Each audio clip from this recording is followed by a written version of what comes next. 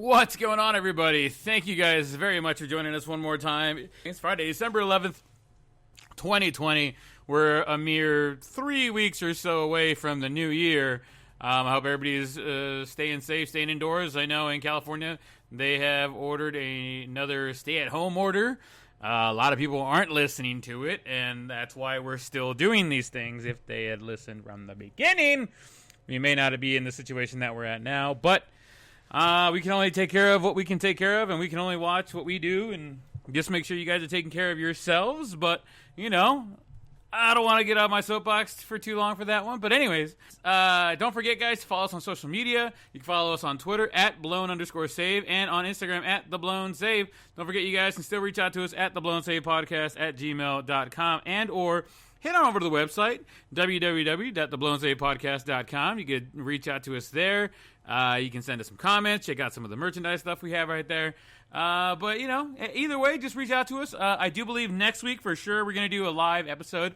This week, we just got so busy with other things I wasn't able to promote it and talk to people about it. But next week for sure, guys, we're doing a live show. So make sure you guys are ready, tuned in, and ready to rock and roll. We want to hear your questions and see what's going on. And speaking of we, it can't be me without my boy RT. What's up, Mr. Casas? What's up? How we doing? We're doing good, sir. How are you? Everything's good, man. Can't complain. Life's pretty good. Well, we can always complain. We just choose not to. Right. How you feeling today, man? How was your week? Good. Felt long for whatever reason. I know that sounds strange to say, but felt long. I ended really well. Got a whole bunch of tech from work. So been testing it out today with you and setting everything up, and it sounds a lot nicer, by the way. You just sound better. I think because you're on that Yeti now. Oh yeah, a nice little updated Yeti. So there you go. There you go. You're gonna sound better than me at some point. I don't know if that's possible, big dog. Aw, it's because I have that silver tongue. That's right. What you drinking on today, bud? A little Modelo. Right on. No Dos Equis today? Didn't have any in the fridge, and my new ID hasn't come, so I can't go buy beer yet. Hey, just go outside the liquor store. Hey, mister, hook it up, bro. He's going to look at you like, bro, you're like 40. What the fuck's going on? Like, man, I had to get a new one, man. It's taking forever, Holmes. Come on, man. Let me just get one 6-pack, man. It's COVID, man. It's COVID. It's got me all messed up. It's got me all twisted. I know, it's fucking crazy, man. I'm drinking actually. So I'm on a liquid cleanse right now, and so half the day I'm drinking juices, and the other half we get small meals. So I'm not supposed to be drinking any beer or anything like that or anything sugars. So I compromised today. So I went and I had some tequila. I had some limes, some salt, and some ice cubes, and bada bing, bada boom.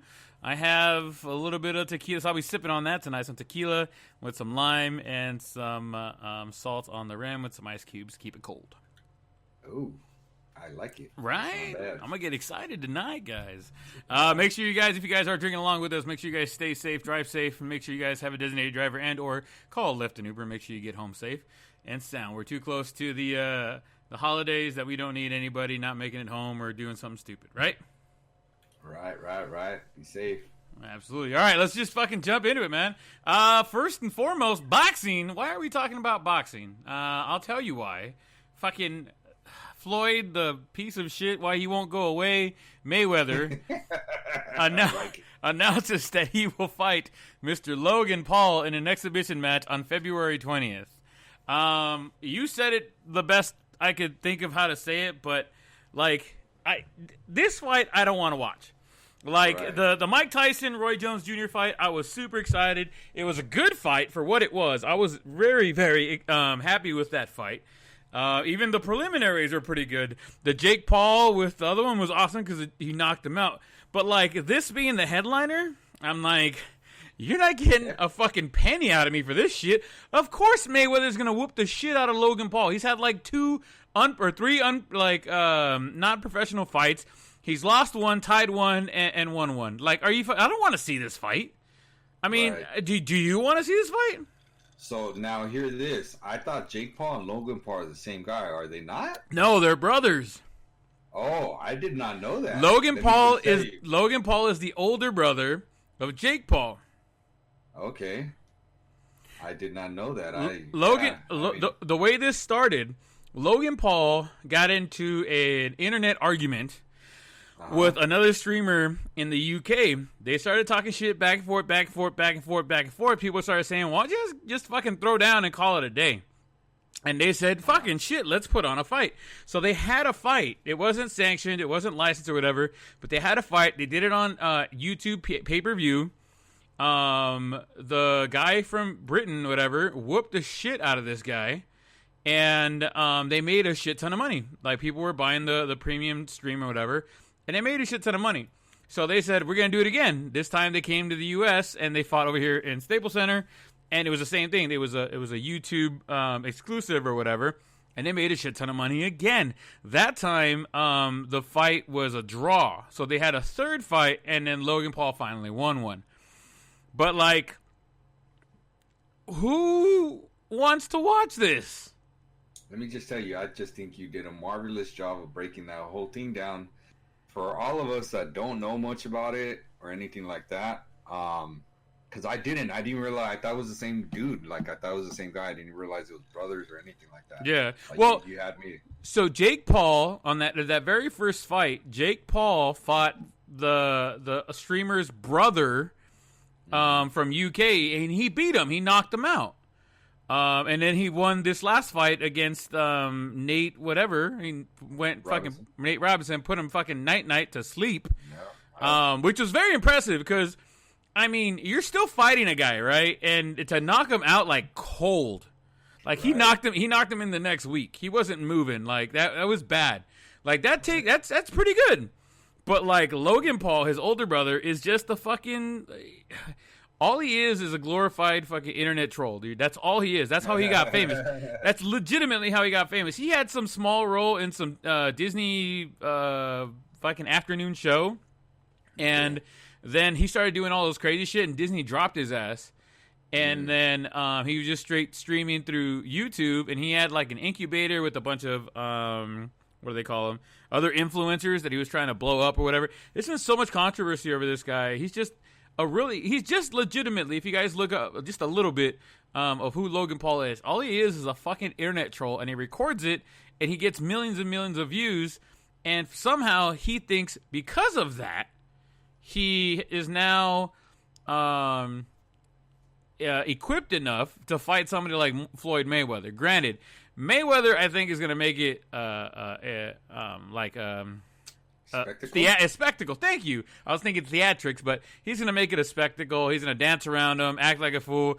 If Logan Paul gets one hit on Mayweather, Mayweather's going to drop the charade, and he's going to go fuck his ass up. I am excited to see the after fight, just when somebody posts it, so I can see Logan Paul get knocked out. Right. But other than that, I really don't give a shit about this fight. Like, I hope this is Mayweather's swan song and he fucking leaves. I would love to see. Well, I don't know. I was gonna say Mayweather and Tyson, but different weight classes, and I think Mayweather's still a little too young for Tyson to be fighting. But I'm not excited about this fight, man. Like, I know he's broke because he spends money like crazy, but I don't want this fight. Like, this is fucking ridiculous. Do you agree? Right. Yeah, I'm not going to waste my time or put it on the schedule or anything like that, you know? Yeah. Yeah. And you know, guys, if Artie doesn't put it on the schedule, it don't mean shit. Yep. That's what it did for me. Count me out of that. There you go. All right. Anything else for boxing? I don't think so, right? My buddy Albert was saying that Holyfield is trying to get in the mix of fighting Tyson in one of the Legends fights.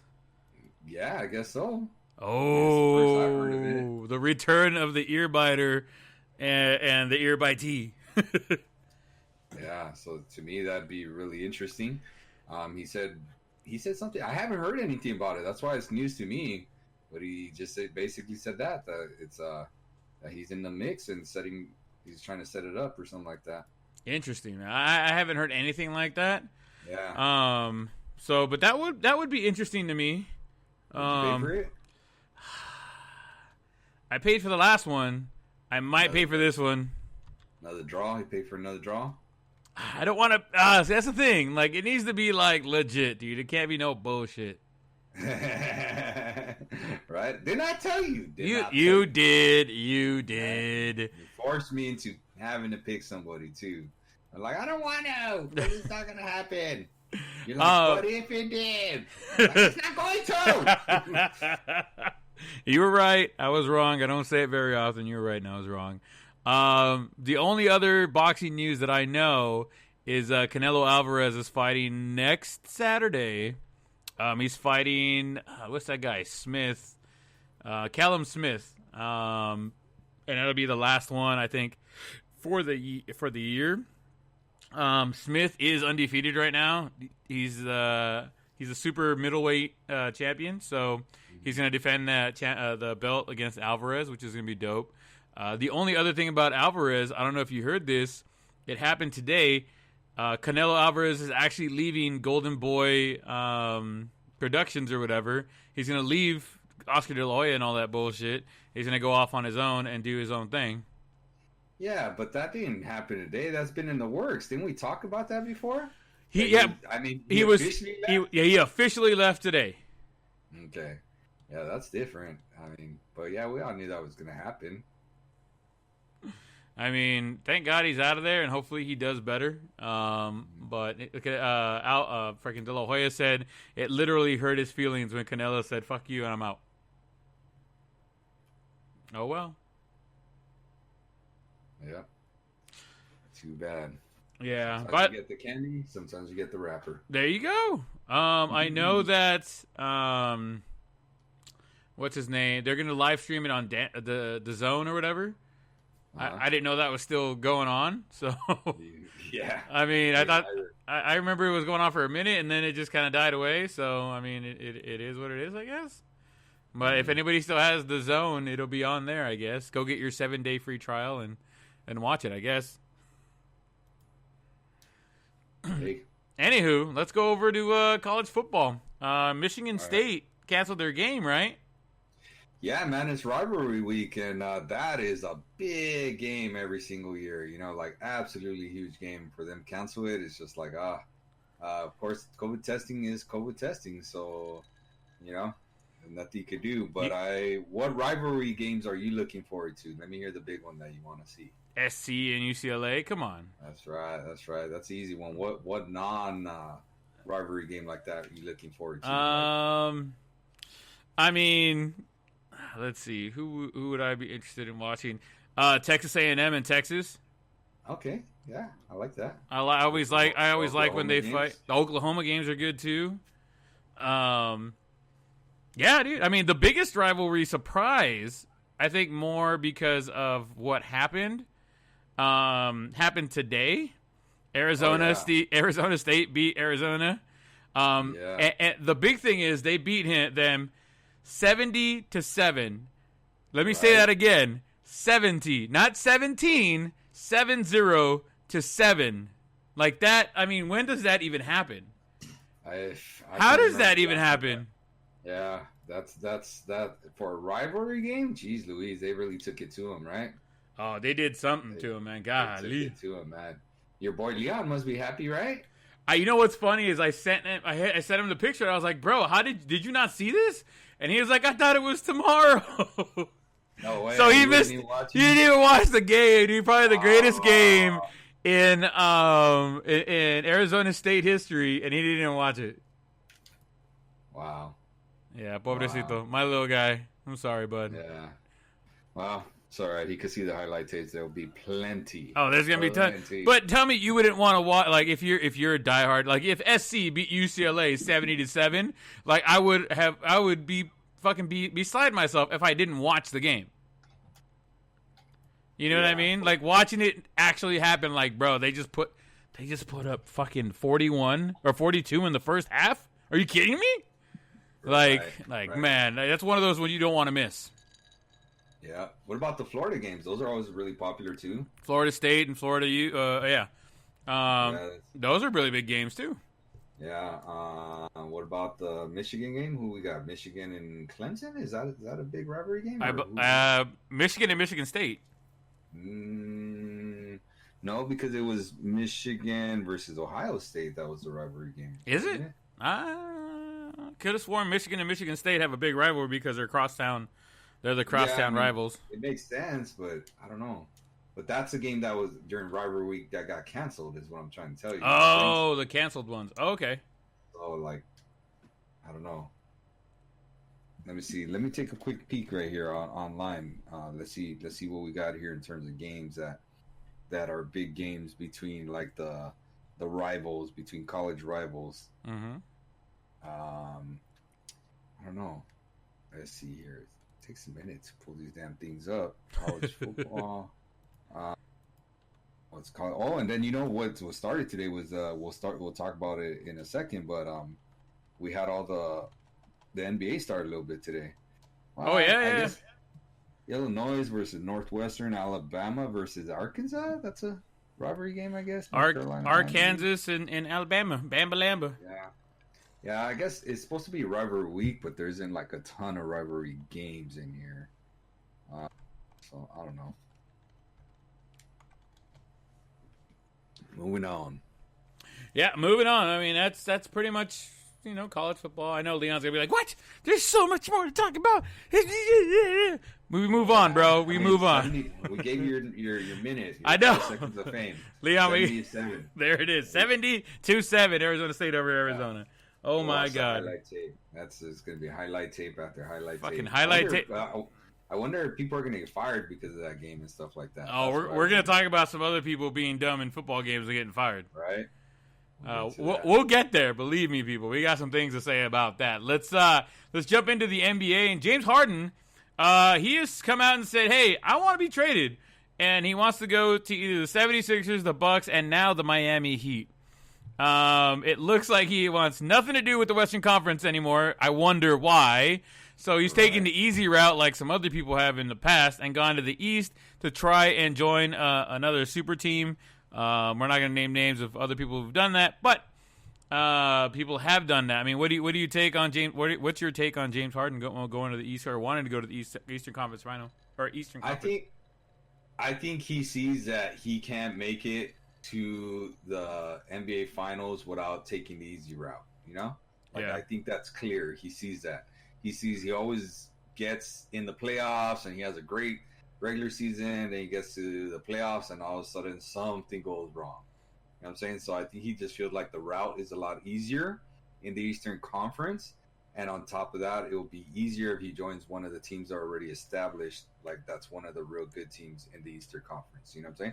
Yeah. Do you think he sits out? Do you think he sits out any games to force the issue? Well, I mean, dude, he showed up late to camp already. They played today. I didn't see him playing. They were talking about a lot about John Wall and Boogie Cousins playing.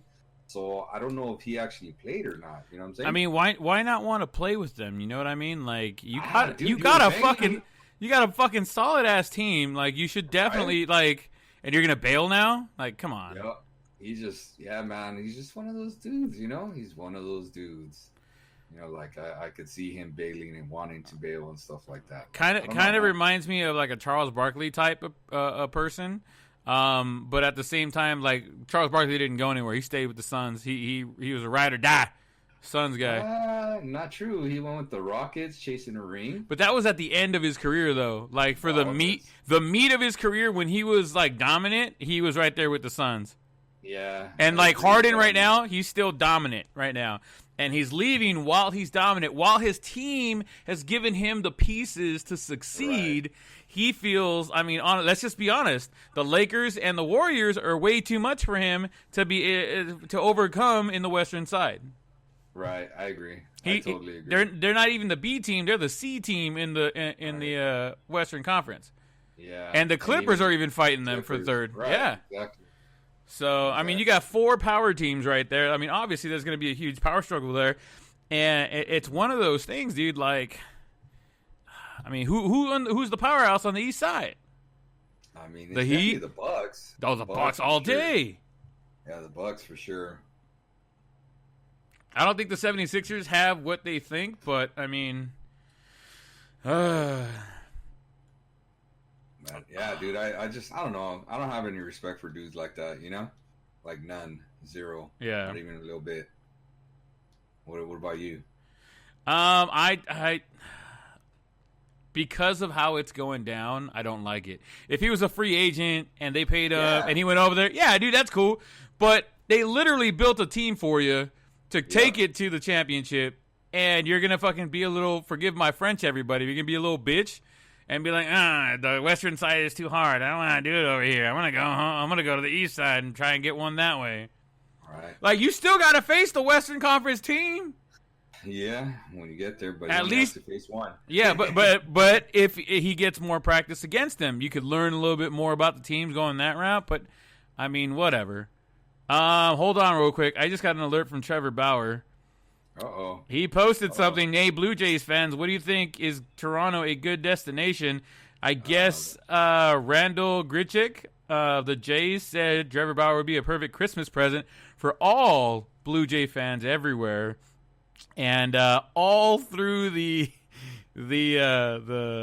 fucking the thread here is nothing but Angel fans like, no. That's funny. That's hilarious. Oh, I see one Mets fan and one Yankees. That's crazy.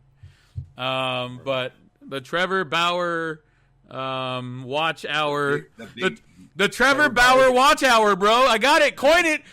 Hashtag it. It's here. The Trevor Bauer watch hour still continues until he signs. The biggest tease in baseball. I like it, though. I like it when they give you a little tease, though. You know what I mean? Yeah. All right, back to basketball. What do we got here? All-star forward Paul George has signed a maximum contract extension with the Los Angeles Clippers. He just signed his life away. He'll be guaranteed as much as $226 million over the next 5 years. Man, I feel bad for him. I mean, he's going to the LAB team. You know, and I want to say the C team because the Sparks look pretty good. I'm just saying.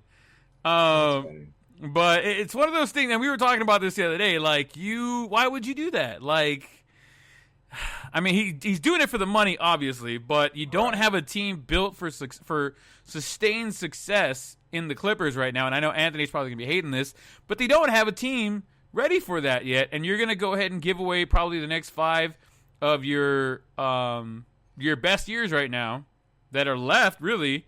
And you're going to give it to a team that's going to get you into 3rd or 4th place every year. Yeah, but I mean, 3rd or 4th place ain't that bad, you know? It ain't 1st place and you ain't winning a championship. It don't fucking matter.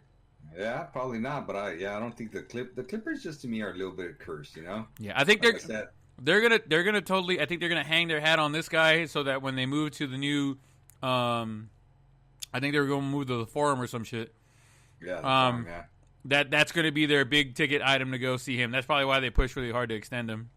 Yeah. And he said he wanted to end his career as a Clipper.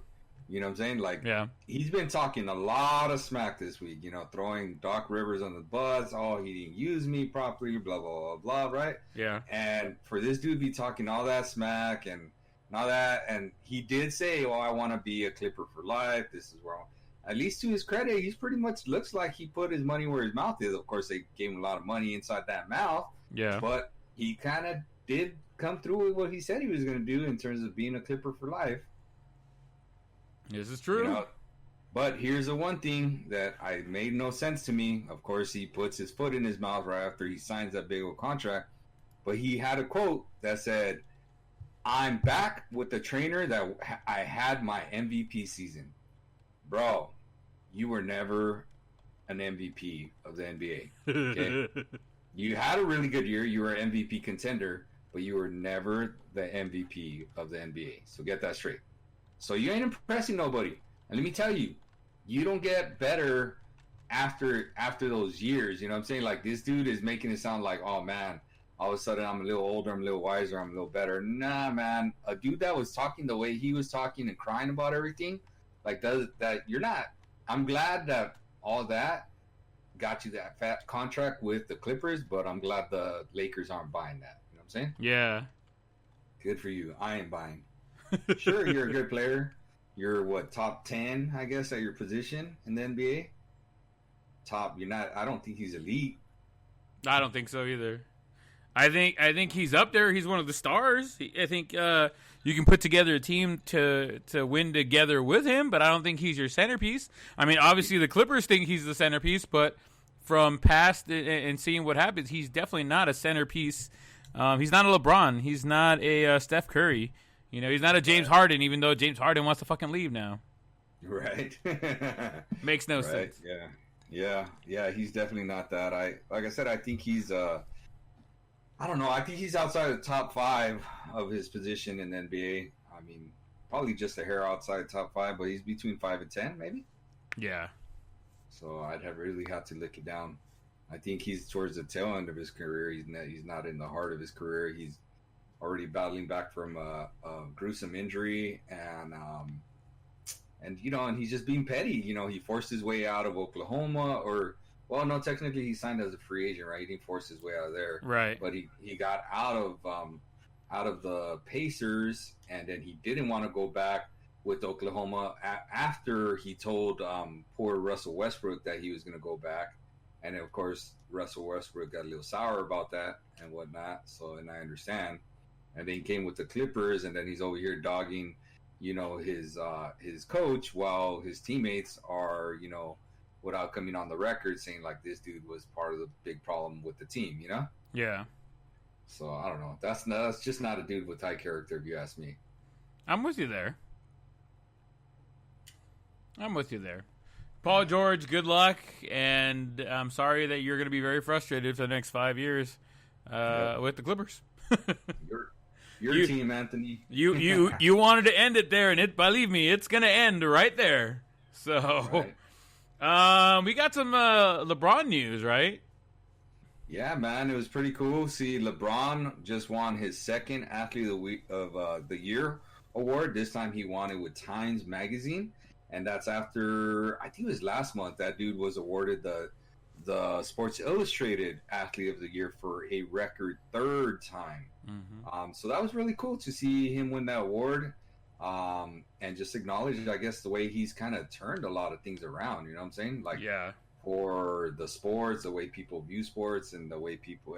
I think it has to do a lot with the off-court stuff, along with the on-court stuff. It's like doubled up. You know, like this dude is trying to do a lot of things off the court, and he's also doing a lot of things off the court. You know what I'm saying? Yeah. So I think that's really cool.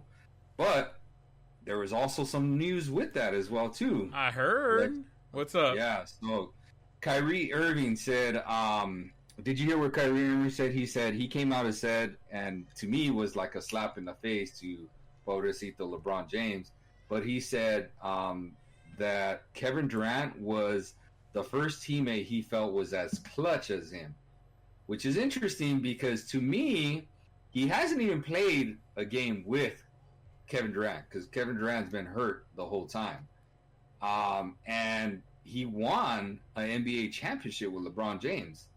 So that's like a slap in the face if you ever... And because of that, I honestly believe in karma, and I feel like that's why Kyrie keeps getting hurt, because he does a lot of little stuff like that. You know what I'm saying? Yeah. Like, he says a lot of little things like that. Like, dude, this is his 3rd NBA team in 4 years, I believe. And he's been hurt every single year. You know what I'm saying? Like, this dude rarely has a healthy season. For whatever reason, he rarely has a healthy season. I have a hard time rooting for this guy. I have a real hard time rooting for this guy. I know he seems kind of likable to some people, but then it seems like he's not likable to other people. He reminds me of a Chris Paul. You know what I'm saying? Where he just kind of gets under people's skin. Yeah, he's a great player, and at times people really root for him and cheer for him, but I don't know. He just reminds me a little bit of a Chris Paul. What do you think? You're not saying anything I don't agree to right now.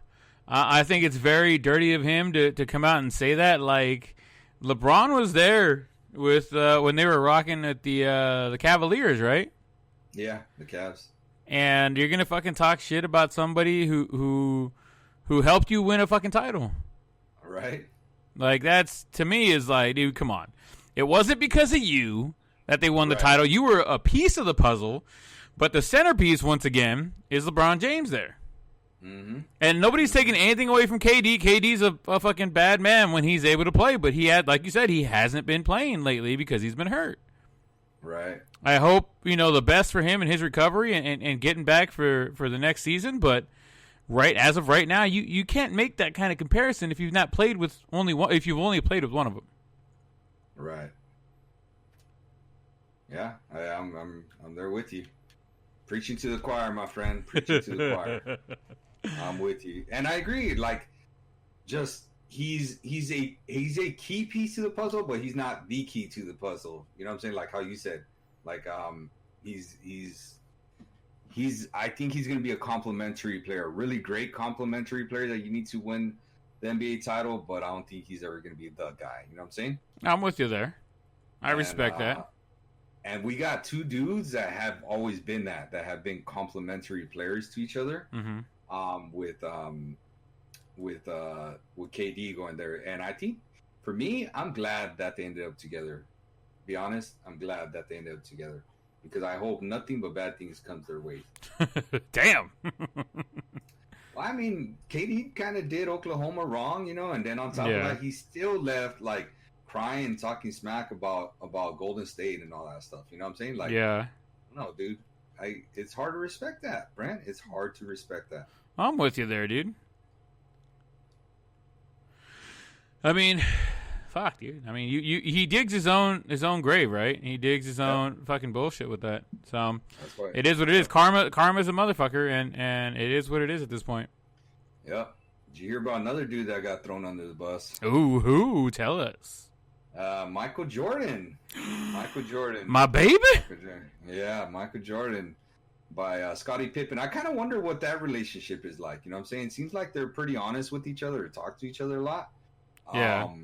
But Pippen said, I thought it was more about Michael trying to uplift himself and to be glorified, is what Pippen said when asked about what he thought of the Last Dance documentary. What do you think about that? I mean, how can you take anything and not glorify his airness? Jordan. You know what I mean? How can you have any type of documentary where he's mentioned even for a little bit and not be a puff piece because he was that great? Yeah, he controls the narrative, so it's he not does. Like he's gonna let somebody talk about him and be like, let's put this out there, Like, are you kidding me? When they went up to them and they were like, "Hey, man, they're making they put together the footage and they're going to do the documentary and this and that, blah blah blah." Hey, Jordan's the one kind of spearheading this. How do you not know that? Of course, Jordan's going to be talking about Jordan. I mean, right. let's be real. When Jordan wasn't there, that time, the Bulls didn't do shit. They got into the playoffs and they got I think to the finals one time, but they couldn't. Or the Eastern Conference Finals, but they lost. Right. They couldn't win. You couldn't win the big game without Michael Jordan there. So the narrative is, once again, the key player, the key piece, the centerpiece is Michael Jordan. And if you're going to have a series or a documentary on the Bulls during that final season when they won their 6th championship, guess who the centerpiece is going to be? Of course it's Michael Jordan. Like, let's fucking be real. You're not boasting him, and it's not a puff piece. It is what it is. His accolades and what he does speak for themselves. Mm-hmm. Mm-hmm. Mm-hmm. I mean, I'm a huge Jordan fan. You know this. I still love my Bulls. I don't leave them alone. Like, they're my number one team. Everybody else can come fight for number 2. If the Lakers are rocking and roll, I'll root for the Lakers. They're from LA. I got you guys. But Bulls are my number one team, and they haven't been good since Derrick Rose had his his rookie year, and he won Rookie of the Year, and they thought, man, this is the second coming, and it looked good, but then he couldn't stay healthy. Well, he did win an MVP, sir. So. Well, that's what I'm saying. He rookie. You said Rookie of the Year, which I think he did. He won an MVP. They did not win him the same year. That's right. But they thought he was the second coming. They thought, here it is. We finally got the centerpiece we needed. We could build around him, and he couldn't stay healthy. Right. Yeah, for sure. So great player, just injuries, man. It happens. Right. But as far as Scottie Pippen, I think Scottie Pippen's just trying to put the narrative back on him to get a little bit of whatever he can, I think.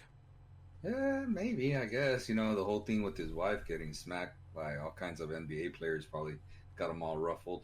Yeah, he's got to lash out to somebody. And I mean, you're not going to ruffle any feathers if you say something about fucking Harden.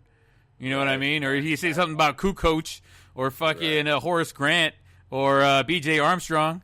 Nah, everybody's going to be like, whatever, bro. Shut the fuck up. And you say something about Jordan. Wait, you said Jordan? Squirrel? Watch your mouth. Watch your mouth. Watch your mouth.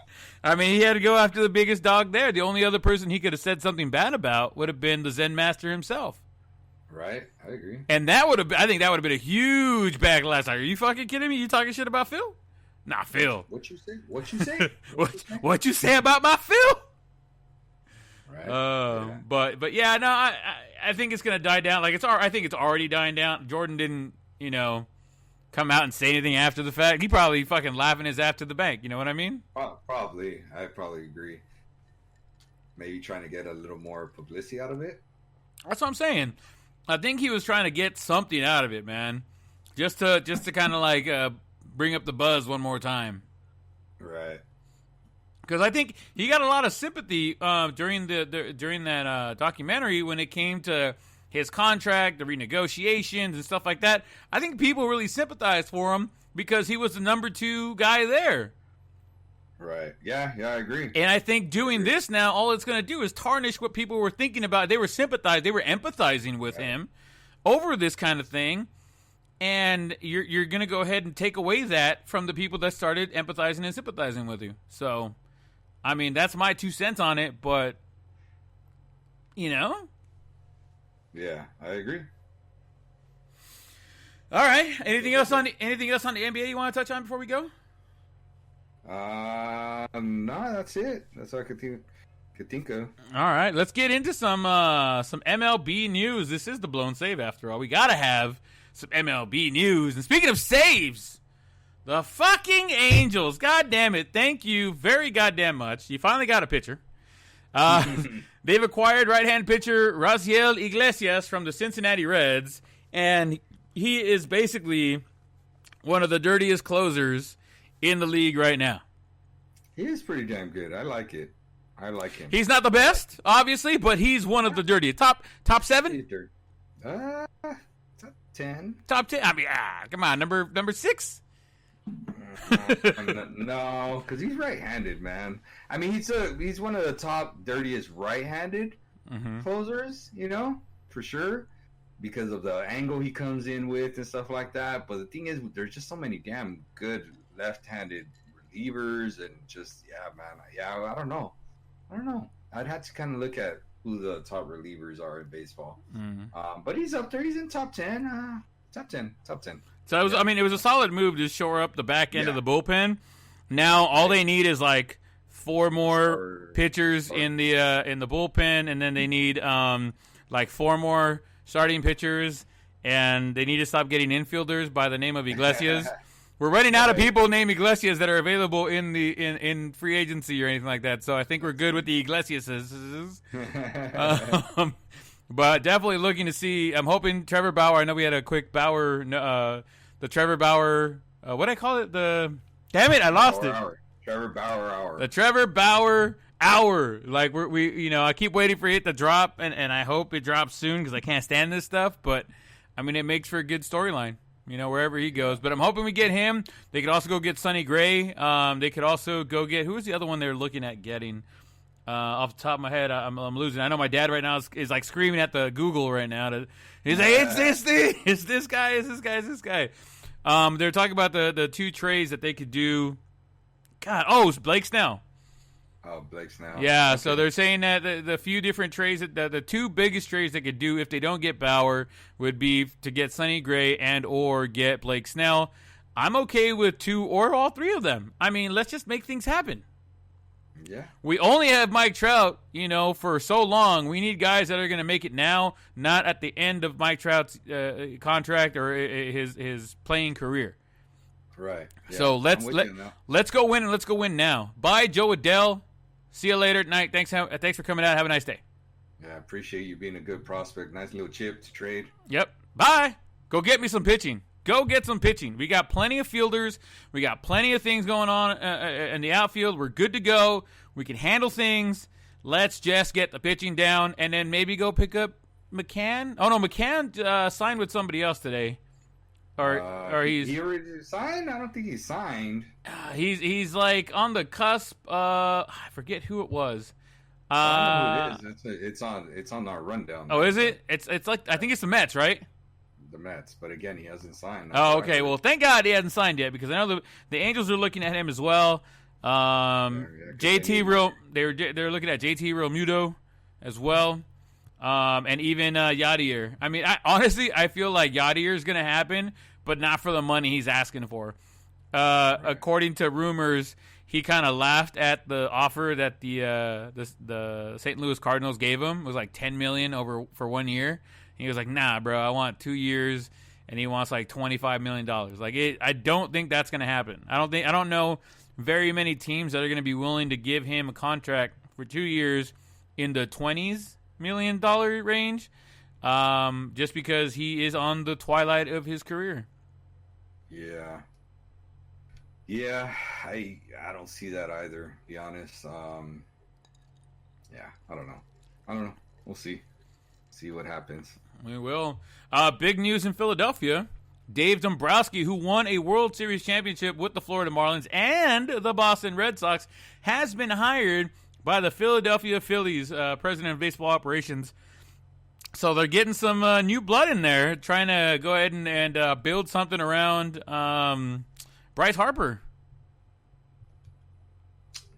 Yeah, well, I mean, the new blood in terms of new general manager. Management is what I'm talking about. I don't think they're going to get any new players, man. One of the tweets I saw earlier from and I put it under the rumor mill is I see some trades that are going to happen out of the NL Central, which have already happened. But expect some trades from the NL Central because according to Buster Only, ESPN Baseball Insider, the Reds are trying to cut payroll. The Cubs are trying to cut payroll. Cardinals are trying to manage payroll. Brewers are trying to manage payroll. And the Pirates are rebuilding. Okay, some of the rumors out there for the trades. Obviously, the Angels got the closer from the Reds closer.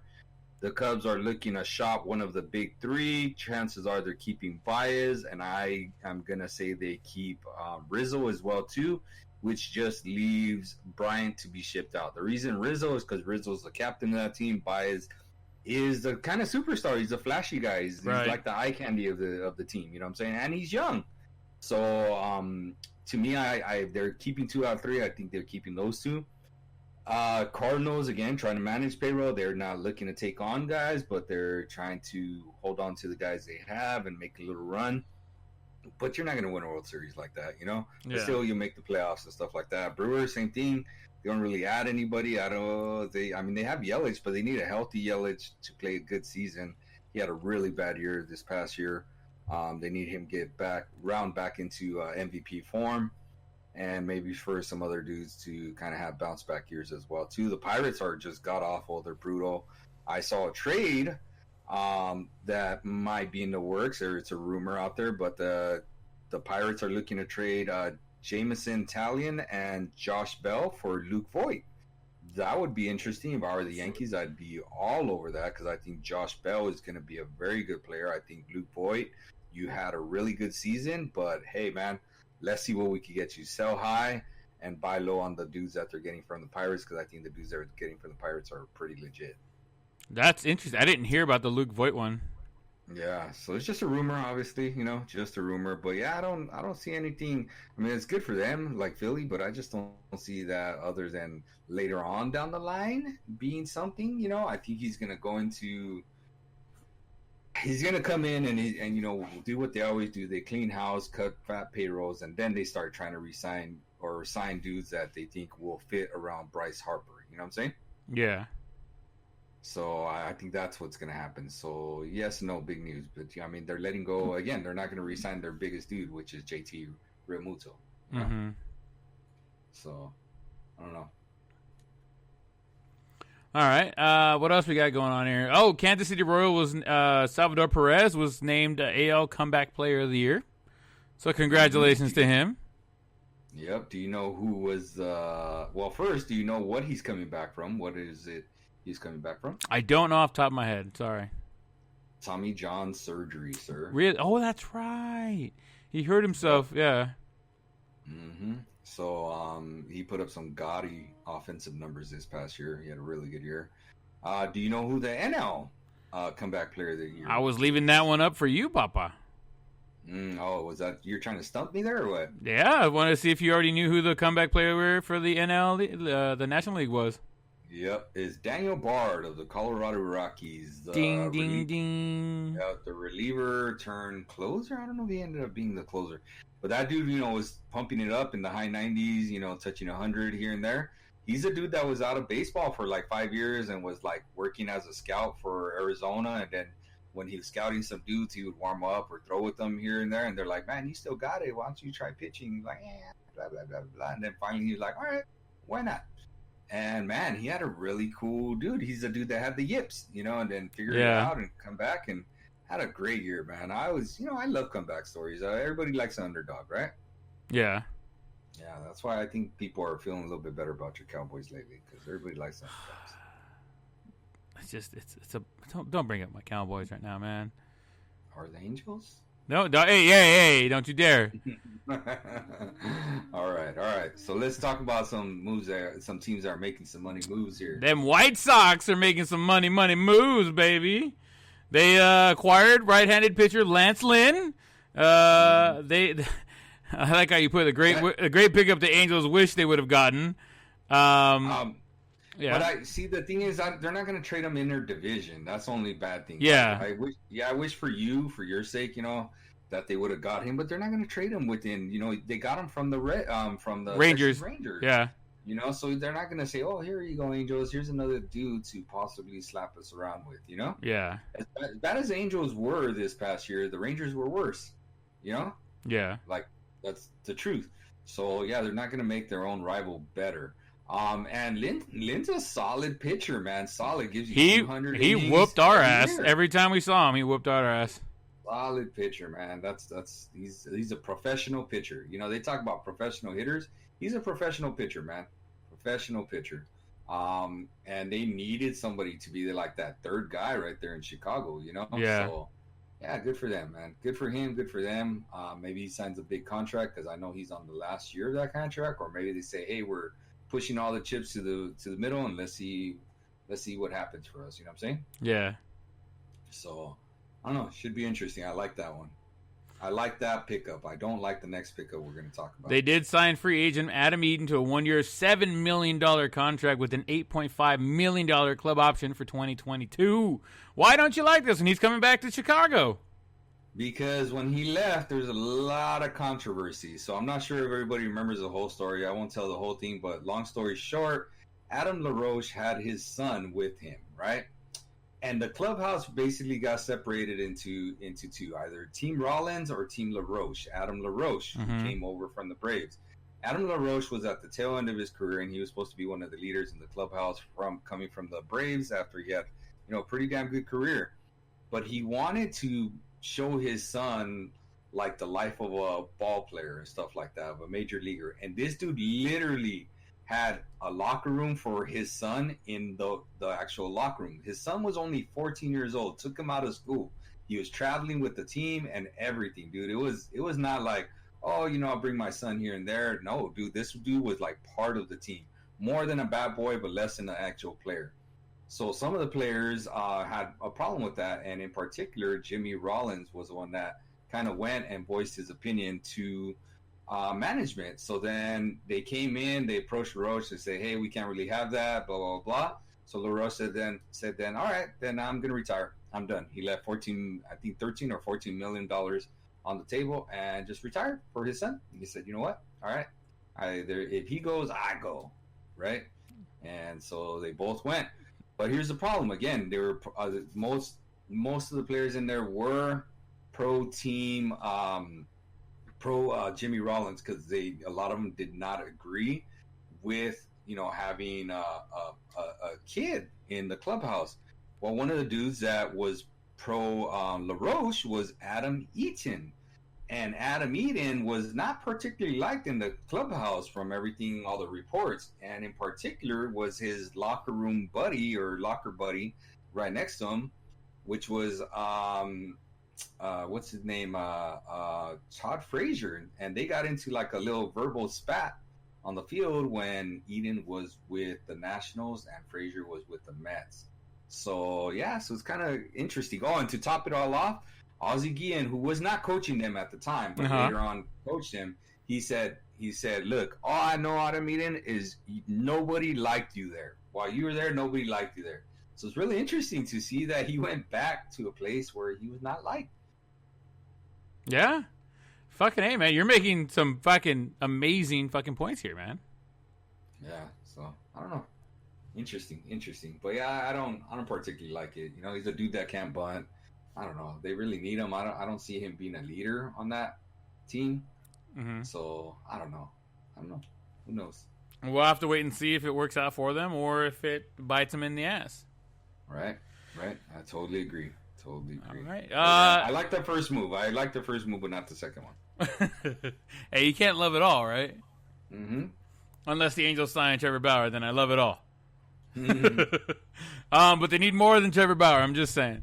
The MLB announced their all MLB team for the 2020 season. Mm-hmm. A real quick rundown for the guys on the field here. Catcher Salvador Perez from the Royals, who won Comeback Player of the Year. First baseman Freddie Freeman of the Braves. Second baseman DJ LeMahieu from the Yankees. Third baseman. Hold on. I know we want to run it down, but Freddie Freeman was NL MVP. DJ LeMahieu was American League batting champion. There you go. All right, so I'm gonna say their names and then you can say something else. Third baseman, Mr. Manny Machado for the Padres. Gold Glove winner. Shortstop Fernando Tatis from the Padres as well. He was the early front runner for the MVP until he kind of faded away a little bit. Mookie motherfucking Betts for the Dodgers. That's right. That's a world champion Dodgers. Thank you very much. Anyways. Mr. Gold Glove, Silver Slugger winner, and NL MVP finalist. And then we have a 3-time MVP, 7-time Silver Slugger, Mr. Michael Nelson Trout for the Los Angeles Angels. Yep, 7-time. Shut up! Mr. Playoff 7 times. 6 times. Oh, 6. Sorry. Yeah, they went one time, and then the Royals just swept them. So it's all right. It's the year the Royals won the thing. You want to lose to the winners. Anyways, outfielder Mr. Juan Soto for the Nationals. Juan Soto. He is, I read it somewhere, and I agree. He's the next dude that I think will have a shot at contending for the Triple Crown. You heard it here first, people. Yep. There it goes. Has a shot. Yep. On the DH side, Marcelo Zuna for the Braves. Yeah, he had a really good year. Really, really good year. Interesting that there's quite a few free agents on this list, and he's one of them. Where do you think? I haven't heard anything about him either. Where do you think he ends up? I thought he'd go back to the Braves for sure, but where do you think he ends up? So I think they're with a dude like him, it's gonna have to wait to see if the universal DH comes back. No, they officially said it's not coming back. They officially said it? Yes. Okay, so I think he goes to American League team. I don't think he goes to the NL, but he hasn't played in the American League, so I don't know, man. I don't know. He's just brutal at defense, dude. He's brutal. So I don't see him going to a National League team. Yeah. I would say if the Angels didn't have another year with Pujols, I would say they might go heavy on him, even though we do have Ohtani to hit DH there. His 220 batting average. Yeah, but I think they would go heavy on Marcelo Zuna if Pujols wasn't there. If this was 1 year removed, I think the Angels go in on Marcelo Zuna. But we're not there, so I guess it's not happening. Into the starting pitchers, number 1, Mr. Shane Bieber. Triple Crown winner for pitching. Cy Young Award winner. Speaking of another Cy Young Award winner, starting pitcher Mr. Trevor Bauer for the future Los Angeles Angels, baby? No, I doubt it. But, yeah, man, Cy Young Award winner. What else can you say? That dude did it all. Mr. Yu Darvish with the comeback. He's actually gotten better again. Yep, ever since everybody found out what happened with those cheating-ass assholes. Astros, that's right. I can remember for a second there. Yeah, man, he's been on his game. Right on. Starting pitcher Mr. Max Fried from the Braves. He had a really good year. really, really good year, underrated year. He might be one of those dudes. I don't know if he belonged on that first team, but he had a really good year. Okay, and finally rounding out the pitchers, Mr. Jacob deGrom for the Mets. Yep, two-time Cy Young Award winner, I believe. So, I mean, nothing wrong with that. He had another dominant year, with another really bad Mets team, So I could see those, except for one, like I said. And then we got we'll get into that in a second. Yeah, we got our relief pitchers, Mr. Liam Hendricks for the A's. Yeah, for sure. Liam had a really, really good year over in the American League. Took his team basically to the playoffs, and he was awesome, man. He was awesome. And then finally, Mr. Anderson, Nick Anderson of the Rays. Another really solid guy that, again, we could get into the dynamics of in a few minutes, but maybe didn't belong in the top, first team. But, hey, he went to the World Series, right? Yeah. Gave up the big runs to give us the wins. Hey, you needed him there. Yeah. Thank you. And then let's talk about the second team. We'll go through these guys pretty quickly. There's some pretty big names here who you may be thinking, wow, man, like, I could have gone 1 or 2 on that one. And then some other guys that you're like, could somebody else have snuck in there and taken that spot for the number 2, if not number 1 spot? We're going to start off with catcher JT Realmuto for the Philadelphia Phillies. Yep, I like him at that spot, and he was, he's a free agent. Angels should go after him. I like him. Wish they would. Yep, I could see him going. I really do think they should go after him. Why not? If you bring in Realmuto, it's an easy thing to go out to see Bauer and them and go, hey man, look, we got you an all-star second team, all MLB catcher in JT Realmuto. Like, come on down. Right. I like it. First base, we got Mr. Jose Abreu. AL MVP there. Brandon Lowe from the Rays running around at second base. He had a solid year. I was looking. He didn't have like the greatest batting average, but everything else was really solid about him. So, I mean, he got no problem with that one. Right on. Solid. I like it. Third baseman for the Indians, Jose Ramirez. Bounce back year, had some really MVP moments throughout the season. I like it. Right on. Here we go. Shortstop for the Dodgers, Mr. Corey Seager. Well, of course, he's a Dodger, so I mean, I like it. But again, another possible snub that we'll get into in a few minutes. But I mean, again, we'll talk about why I think he ended up there, even though maybe he didn't deserve to be there, possibly. But yeah, I mean, it makes sense, I guess. All right. Second team, first outfielder, Mr. Ronald Acuna Jr. He might be another dude that I'm not sure if he had that good of a year. He had a better year last year. I mean, he didn't have a bad year this year, but he had a better one the year before. So I don't know, man. I don't know. I'd have to really look at it. The man with the second longest name in MLB right now, Mr. Mike Yastrzemski for the Giants. Again, he had his moments. Didn't have like the greatest of years, but he didn't have a bad year. I could see why he's there. Right on. Michael Conforto for the Mets. You know what? That one's probably a little bit of a head scratcher for me. I was a little surprised that dude was there. I was really surprised there. But I guess if he had a good year, he had a good year. Good for him. No surprise here. Designated hitter, Mr. Nelson Cruz.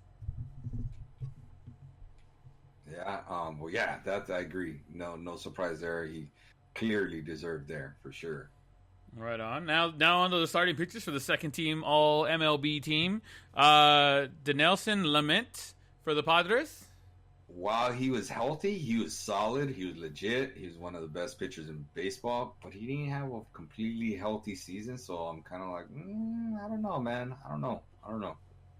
Right on. Mr. Garrett Cole for the Yankees. Garrett doing Garrett things. He's solid. I definitely see him right there in that number 2 spot, second team for sure. Mr. Clayton, the Kershaw.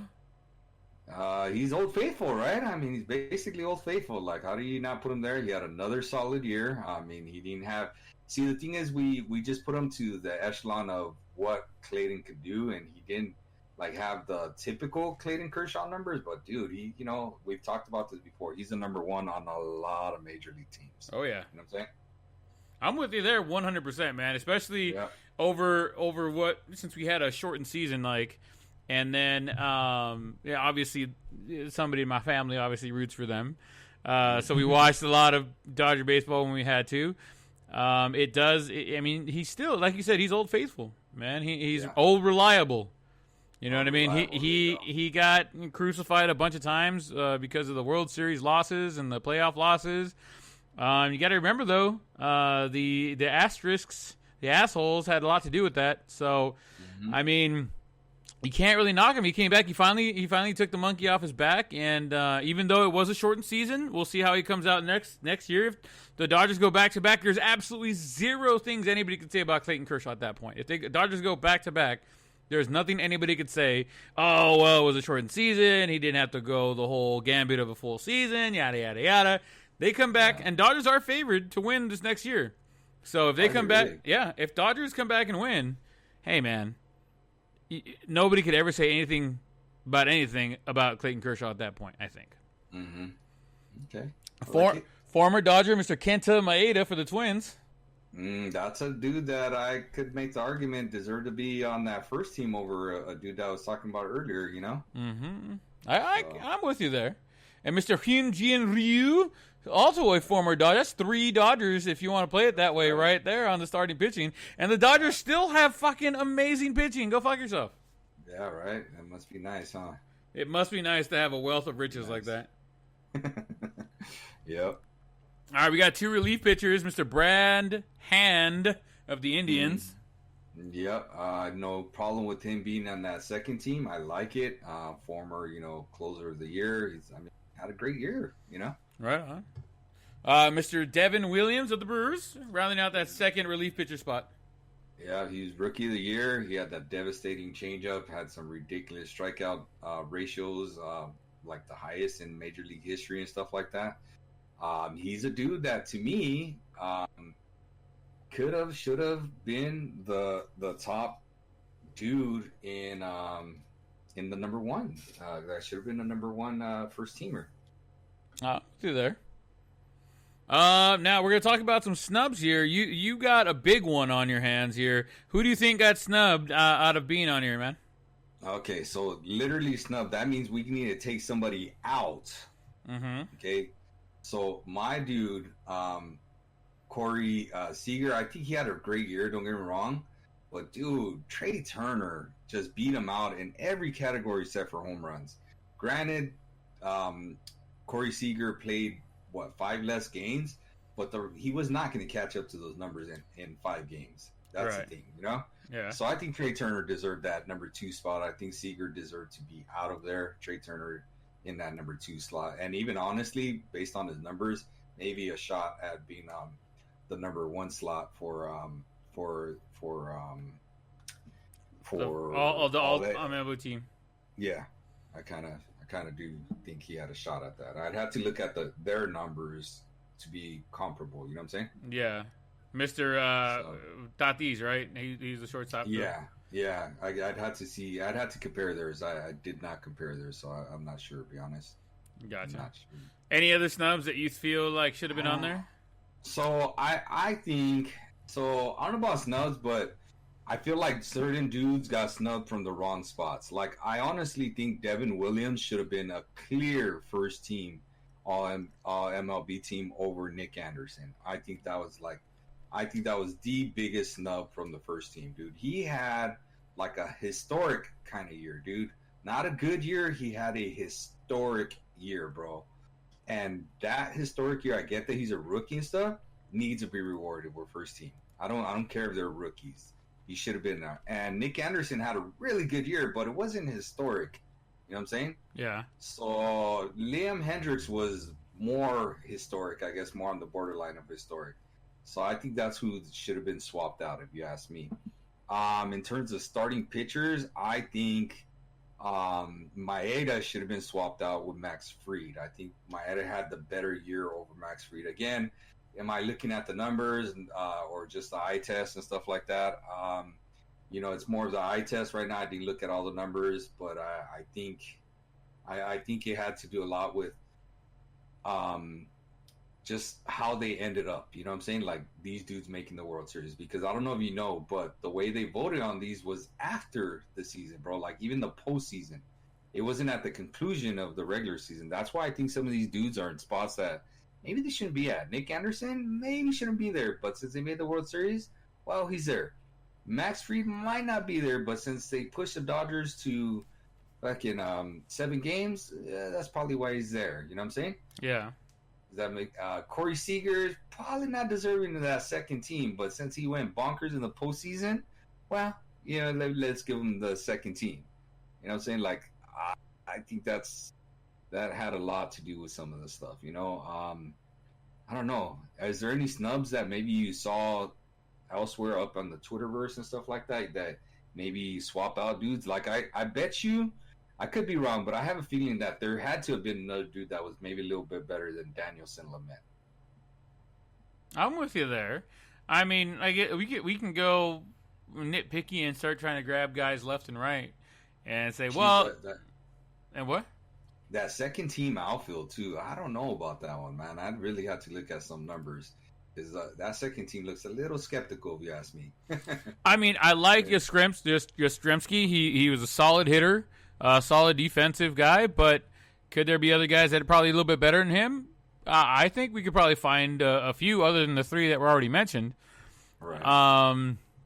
I think the first teamers are locked in. Like, those are legit. Like, for the outfield? You can't. Yeah. Nobody's going to dethrone those guys. You can't. Yeah. You can't. Yeah. Yeah, I totally agree. I don't think anybody better than those dudes. But yeah, that second teamer, I don't know, man. I don't know. I'd have to look at some of those numbers. The second team outfield. I don't have a problem with any of that infield, though. Except for, obviously, Corey Seager, which I already mentioned. Yeah. The rest of the infield is legit. I mean, you kind of feel bad for Jose Abreu being freaking second team. He had a gaudy year, you know what I'm saying, the MVP. But it just so happens Freddie Freeman had an even better year. Yeah. Any other year, he's fucking first team, MVP, all the other things, but... Yep. It just so happens they both won the Hank Aaron Award, which is like the best hitter in each league. You know what I'm saying? Yeah. So it's like, Yeah, you got to pick your poison on that one. I guess the chips fell the other way. So what do you think? What are some dudes that you're like, oh man, I wish I would have seen this dude. I wish I would have seen that. Just from watching the playoffs, because I really didn't watch any other games other than the Dodgers and the Angels during the season. Just from watching the playoffs. Somebody I feel that should be on there, maybe team 2 or a second team. Trying to think. Yastrzemski was one of the big ones that I was thinking, like, man, this guy's he's gonna be legit. He's gonna live up to that name. And he's already there though. Live up to the name? Carl Yastrzemski? Yeah, that's what I'm saying. Like, that dude was a Hall of Famer, bro. Like, we talked about this before. You know what I mean? They could be the first, grandpa, grandson, family members that are in the Hall of Fame together. Yeah, I don't think he's that good. I think he's good, but I don't think he's that good. Well, he's just getting started, man. Let's see where he goes. Said he's already been traded once. You know that, right? Yes, to the Giants. Okay. Yeah. Maybe this is where he takes off, bro. Come on. In the modern era, who's the last Hall of Famer that got traded? Like, not traded because they were trying to get better, but because they didn't think he was that good. Pujols? No, signed it was signed as a free agent. I was waiting for you to say it. Yeah. Off the top of my head, I couldn't tell you. We'll have to do... Somebody Google it and let us know. All right. Yeah, I don't know, man. Let's jump into the rumor mill, man. All right. According to Yahoo Baseball Insider, Mr. Jeff Passan, the Dodgers have been showing interest in DJ LeMahieu. Would you like to elaborate on that, sir?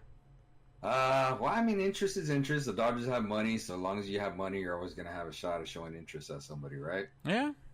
So, I mean, interest is interest. I don't have a problem. The Dodgers technically don't have a third baseman because they got 2 of their main dudes up on free agency, which is Kike and Turner. So everybody's talking about, like, Turner's still the right fit to go with the Dodgers and come back with them, which I agree, but he's probably going to have to take a team-friendly deal in order for that to kind of happen. Mm-hmm. So I don't know, man. I don't know. Do you think that happens? Like, he takes a free...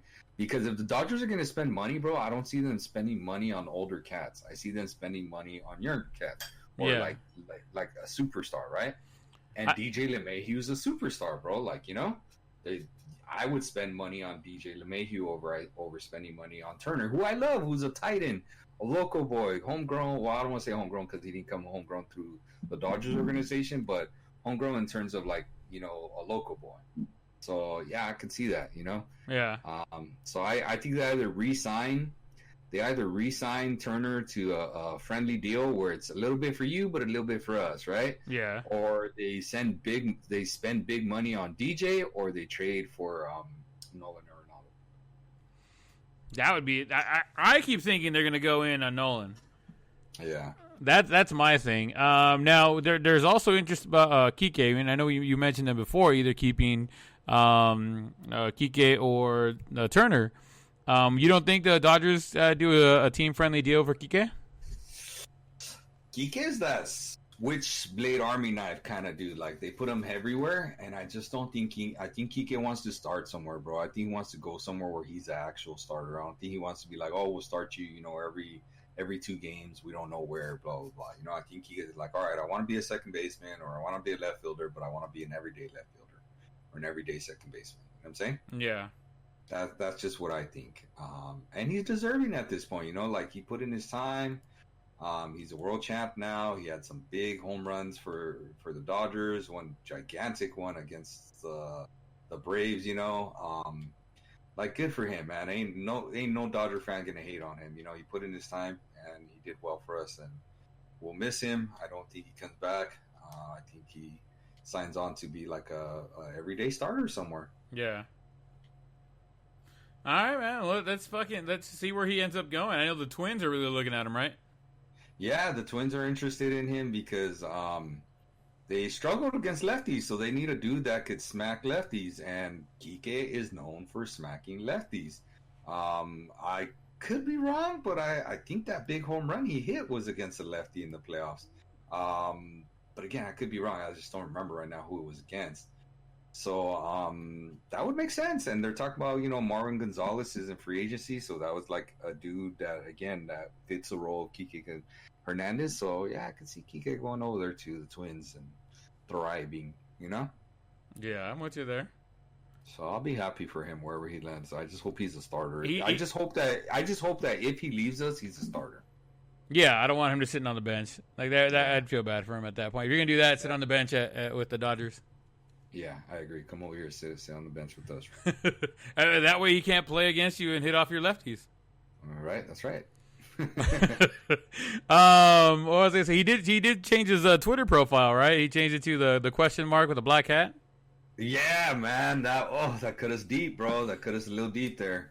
Let me tell you, that cut us a little deep. Oh, he wants to see something from the Dodgers, apparently. Yeah, he's over there. He's following the path of Bauer. Bauer, man. Yeah, that little tease, But he's just trying to market himself, I guess. But I don't know. Good for him. Again, man. Like, he's about to be a dad for the first time. Like, man. Again, nothing but nice things I could say about that guy. I like him. Go get your money, man. Go get your money. Just be a starter. Don't be on the bench. You ever felt like that about an Angel where you knew he was leaving and you're just like, man, I'm going to miss you, but you do you, and we wish you nothing but the best. Howie Kendrick, Torrey Hunter. I know one that I cursed at, which was Mark Teixeira, although because of that, we got an extra compensatory pick and we got Mike Trout. So I thank you for leaving, Teixeira. Okay. He kind of played you guys, though, huh? He did. Only there for like half a season. Yeah, he was. Yeah. He was supposed to come back, and then the Yankees said, hey, we give you all this money. You come back here. You see this bag right here? You want it or not? But definitely Torrey Hunter. Definitely Howie Kendrick. Trying to think of other people that have left us that I'm like, man, I hope all the best for them. Off the top of my head, those two. Okay. Yeah, that's Erstad. Oh, I mean, you can't hate on Erstad, man. Troy Glass. Well, with Troy Glass, he should never fucking laugh. You should never have laughed, Troy. Never have laughed, me. Who else we got going on here? We were talking about Mets getting close to signing James McCann, according to Mr. Rosenthal. It's supposed to be. I felt bad for you when I saw that because I know you're all happy and you said, "Oh man, the Angels are showing interest in Jason Can't." And I told you, God, I like that guy. I think you could get that guy at a good price, and he's a quality player, man. And I might even overpay a little bit for him. You know? Well, I mean, it says the Mets are close, but it doesn't mean they signed him yet. So it's true. We're still in the mix. I know we're the number 1-2 team right there with them. So it's the Mets or the Angels, and I'm hoping that we can convince him or convince, Mr. Bauer to come over to the Angels, and then we can convince, hey, look, we got Bauer coming. You got to catch for him. Come on, bro. That's funny. And then we talked about Luke Voigt, rumored to be traded to the Pirates for Jameson Taillon and Josh Bell, correct? Yeah, that's a rumor. That's the word on the street, homie. That's the word on the street. Now, Buster Olney did post something earlier this week about the NL Central, and we were talking about that a little earlier, how the NL Central is kind of doing some crazy madness. You want to get into that a little bit? Yeah, well, because I saw this and I think, all right, here you go. Let's go, Brent. Go pick some of these dudes off and come bring them over to the Angels, right? Which they did. They already got the dude from the Reds. They got the closer there. I'm kind of curious. I feel like there's going to be a bat that's going to be let go as well, too, from the Reds, because I think they have too many hitters over there. Mm-hmm. But I feel like they're going to lose one of those hitters. And the Cubs, again, they're going to get rid of, for sure, they're going to get rid of one of the big three. Everybody's been talking about it. I think it's Chris Bryant. I could see, hey, come on over to the Angels. He's a local boy. I believe he's out of San Diego, not too far from the Angels. Here's my thing. You trade Joe Adell, go get Snell, and then slide him over in there in the right field. Chris Bryant? You don't think he could play right field? Well, not really. He's not really an outfielder by trade. That's why they stuck him in left field. He's a third baseman. Who's your third baseman? Oh, Rendon. We got Rendon, but you got to think you're gonna have to give up somebody to get Chris Bryant. They don't want to just shed payroll. Mm-hmm. You know what I'm saying? Like, you're gonna have to give up. So you're giving up Adele, who's already the big piece, right? And I agree. Like, if you're gonna give up Adele, get a pitcher, like a legit pitcher, and go for it. Snell's the dude. Snell's the dude that I would not lose an ounce of sleep of thinking, man, did I make the right trade or anything like that? That's the right trade right there, mate. Go for it. Trade a bat that's supposed to be a star for a proven pitching star. Like, do it. That's the dude. I agree with you. But who else are the Angels going to be able to trade as bait to get Bryant on over? You know what I'm saying? Like, from the Cubs. The Cubs are going to want somebody. And I don't know if the Angels have another dude that is tradable to the point where they could get him, unless they take on a big chunk of his salary, which I would not have a problem with, because I think that dude still got really good years ahead. I think he's still got prime years ahead. He's definitely got plenty of pop. Mm-hmm. But here's the thing: I feel like the Angels need like a very good like left-handed bat to sandwich in between Rendon and Trout. So that's another thing, you know? Yeah. And don't be giving me the whole fucking Ohtani or whatever. Okay, I mean like a legit bat, you know? No, I'm with you there. I mean, Jared Walsh definitely needs some time there, and he might be a piece that they might want to trade out and get him. But I honestly think they had him in left field. I honestly think, especially at Angel Stadium, you could definitely put him in right field, and he'd be fine. We have an abundance of right-handed pitching, and actually, well, what we have right now is all right-handed pitching. Who knows what it's going to be? But I think you could put him in right field. I think he could flourish there. Obviously, he's not going to be the flying all over right field, but he's definitely going to be able to field the balls and definitely hit the ball. I mean, you're going to put him there. You're going to put Trout batting 2, Rendon batting 3. He could bat 4. Then you got Ohtani batting 5th, and just go from there at that point. You know what I mean? But I think you could definitely slide him into right field. I'm sure my dad's gonna have a thing or two to say about this when I see him next during Christmas or something. Who else is doing stuff in the NL Central? So the Cardinals are probably just gonna hold tight. I don't think they're gonna really like shift anything around. I don't see them making any moves. Same thing with the Brewers. The Pirates, I see, could make some moves because they're just they might trade any valuable chip. So again, like Josh Bell, you know what I'm saying? Like Angels, bro, like Josh Bell, that'd be a very young switch hitting first baseman / right fielder. You want to talk about right field, bro? You want to talk about a dude to sandwich between Rendon and Trout? Josh Bell's underrated. He's a much better left-handed hitter than he is a right-handed hitter. So that's when you want him there. You know what I'm saying? So that's a dude that I would give up. Now, what's it going to take to get Josh Bell? Is it going to take Adele? Oh, man. If you package that dude James Talion, who was a legit pitcher prospect at one point, maybe. I just think Boyd, the Yankees Boyd, I feel like they're selling high and they could get something really good return from the Pirates for it. I feel like the Angels would be selling low but getting high return. Does that make sense? Yeah. For Adele. And that one would worry me. That one I might lose sleep with. You know what I'm saying? Yeah. I don't think I would do Adele, but I'd try to figure something else out. See what other prospects I could package together and send some prospects and get those two dudes out. I'm with you there. I can see that happening. I'm okay with it.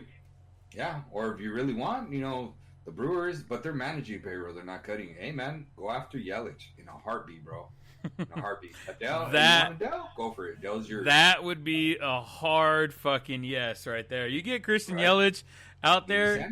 Oh, man. Imagine that. We got our own little murderer's row. Oh, no. Yeah, no lie. You put them right in between them. Perfect, bro. Sandwich. Remember? Bread, cheese, meat, cheese. Bread. You forgot the last bread, man. You forgot the last bread. Yeah. And it's actually another piece of meat, too. I know you love that meat. Anything else, man, before we jump into the NFL? Nah, that's all I got for you. All right. Let's jump into the NFL. We're going to talk about the Jets and firing defensive coordinator Greg Williams on Monday. Like nobody saw this happening, right? After giving up a Hail Mary pass to the Raiders, they gave up a second Hail Mary pass to the Raiders, like to set them up to win the game. Like, are you kidding me right now?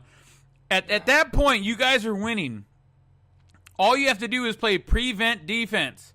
Why the hell are you playing man-to-man on the defensive backs and rushing the passer? You drop everybody back, and you let them throw the ball up, and when it's up in the air, you bat it down and call it a day. Yeah. What they do? No. They let the receiver get behind the cornerback, and Derek Carr dropped the fucking dime, and guess what? The fucking Jets lose. And they were ready to win that game. They were. So it is no surprise that they fired Greg Williams, and I don't think he's getting a job anytime soon anywhere. I don't know, man. Maybe he did that to secure the number one pick for them. Even then, they would still be the number one pick. Right. I don't know. I heard an interesting take. I heard that this dude knew he was going to get fired or whatever, and he said, you know what? If I'm going to lose, I'm going to lose doing things my way. And blitzing is the way his style of defense. And he's like, you know what? I'm going to live by the sword. I'm going to die by the sword type of thing. You know what I'm saying? And that was interesting. I hear that. It was really interesting to hear that. Still not sure it's the right call. You know what I'm saying? Like, I don't think I still would play the prevent defense, Yeah. But, I mean, at least he stuck by his guns and he played his style, right? Till the very end. Fell on his sword. Went down with the ship like the Titanic, right? Yeah, he went down. He went down hard. I mean, even me sitting on my couch could have told you, wait, it's fourth down. It's their last play, and they need like 40 yards. Go play prevent defense. Everybody, we're going to rush 3 guys, and we're going to play prevent. Call it a day. You get a win. Damn it. Jesus Christ. But it didn't happen. On a good note, though, Kansas City Chiefs' Travis Kelce became the first tight end in NFL history to have a fifth 1,000-yard season. You did call him one of your top 3 non-quarterback NFL picks. this year. I sure did. I sure did. I'm glad you remember that, sir. So, we had that big old discussion of, like, dude, who's the non-NFL MVPs this year, right? Mm-hmm. Non-quarterback. Non-quarterback. I'm sorry, you're right. Non-quarterback NFL MVP of the year, right? And I put Travis Kelce. I believe I put him in the top 5, right? Because we said maybe in the top 3, right? But I know I put him in the top 5, and I said, dude, he's doing things that no other tight end. It's him in a whole class by himself. And to me, this solidifies him being a Hall of Famer. He has a ring. Now he's doing something that nobody else has done. So, we talk about, like, watching dudes are in the Hall of Fame right now. Trout and Kershaw, they retire right now. They're in the Hall of Fame. Kelce's that dude now. Yeah. He's a Hall of Famer, man. He's a Hall of Famer. No question there, dude. I think he's definitely Hall of Fame right now. Mm-hmm. You put down here, something smells fishy. Dez Bryant gets pulled off the field minutes before the game is supposed to start due to a positive COVID test. But he has since tested negative 4 straight times. It was supposed to be his revenge games against the Cowboys, but he did come out and say he was calling it quits for the season on Twitter. I think everybody is saying the same thing. He's very frustrated with what happened. If he tested negative 4 different times after that, like, something does smell fishy, sir. What do you think? I feel bad for the dude. The way he's even presenting it on Twitter, right? Like, he's saying 4 straight time and I'm not happy, right? Yeah. Like, I think he feels like, I've told you before in the past that I thought he was blackballed from the NFL, right? Because of all his little, he reminded me of a modern day, where I don't know, it's not that far back, I guess, but he reminds me of Terrell Owens. Like, he reminds me of Terrell Owens. Like, always throwing these little hissy fits, and he's a great player, no doubt, bro. Yeah. Great player. Is he going to be a Hall of Famer like Terrell Owens? Probably not, I don't think.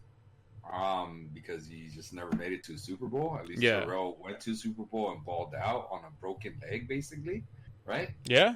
It was on one leg for sure. I mean, they won the Super Bowl with he won it with the Niners. What? Who? When the Niners haven't won a Super Bowl? The 49ers won a Super Bowl with Steve Young. No, yes, but he wasn't on that team. He threw the winning touchdown to him. Bro, you're smoking some crack here. Evan, Google it, motherfucker.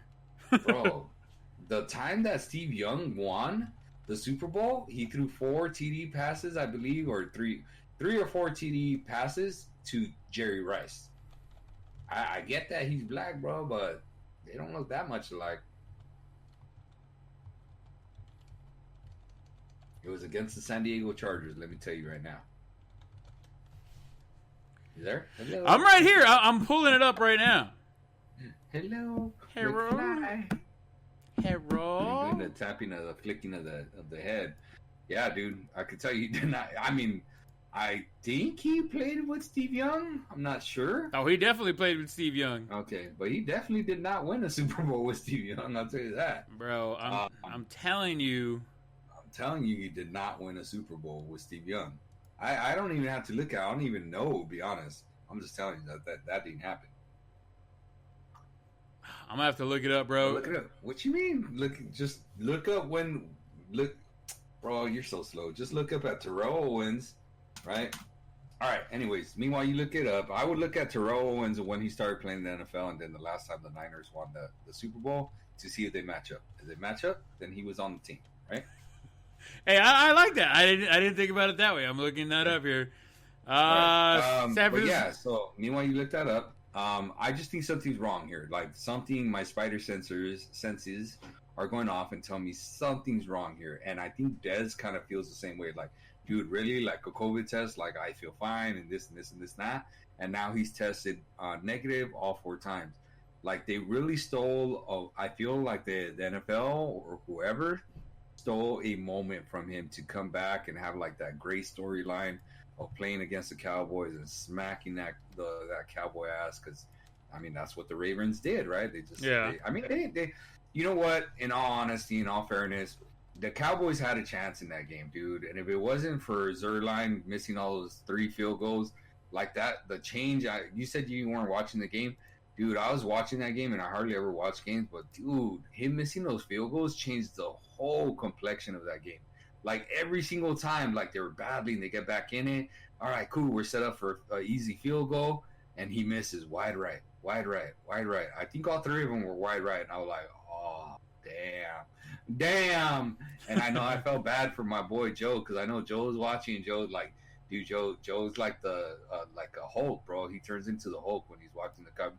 And oh my God, it's because the wind or the laces weren't out, or like he has every excuse for Cowboys and why things went wrong. And I just felt bad, dude. I know you weren't watching the game, but I was just like, damn, dude, like the Cowboys could be in this damn game. They'd have a shot or give themselves a chance to win this game if he would have just made the field goal. And because he didn't, like, you could see the morale and all that going down on the Cowboys. You know what I'm saying? Yeah, I got you there. So, anyways, but I think Dez got robbed. I think he got robbed of a moment. It could have been a feel-good story, because he did get hurt. He tore his Achilles, I believe. Yeah. Playing with the Saints last year, or trying out with them, or practice. He was about to play with them. He was on the practice field, and he busted his Achilles.